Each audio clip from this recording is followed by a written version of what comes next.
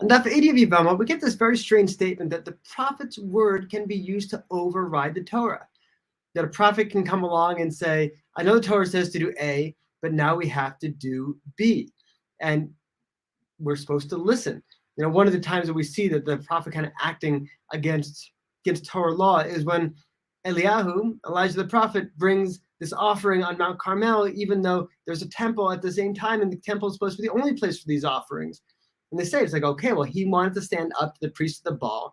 If you're not familiar, see the end of book 2 of my series, The Age of Prophecy, the Key of Rain, and he brings down this fire, and people say, how can he do this? He's away from the temple. It's like, he's the prophet. If he needs to violate the Torah in order to bring about this Torah conclusion, he has that power to do so, which of course leads to all kinds of confusion, because how do you know that the prophet you're listening to, this person you think is a prophet who's telling you to break the Torah, is actually a prophet? We have false prophets as well.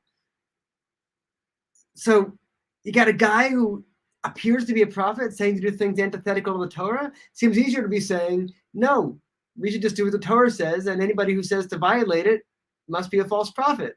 But we seem to go the other way, which is to say, okay, you got a true prophet, and they say to violate the Torah, we're supposed to listen, which leads to a very difficult set of criteria in order to adhere to. Like, how can we hold people responsible for violating the Torah at the words of a false prophet that they might have thought was real? Certainly a very difficult circumstance, but it shows that extraordinary power is given over to the prophets.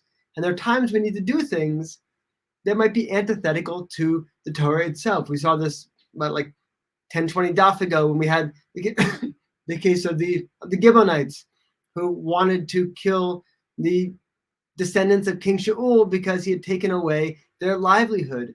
And we have a principle, we don't kill these children for the sins of the father, and yet King David was told to go ahead and give them what they wanted. And it's told that there are sometimes we need to go to extraordinary measures in order to preserve the Torah, sometimes even violating some of its precepts. And so when a prophet says that's what you do, that's what you do. And you better hope they really are a real prophet.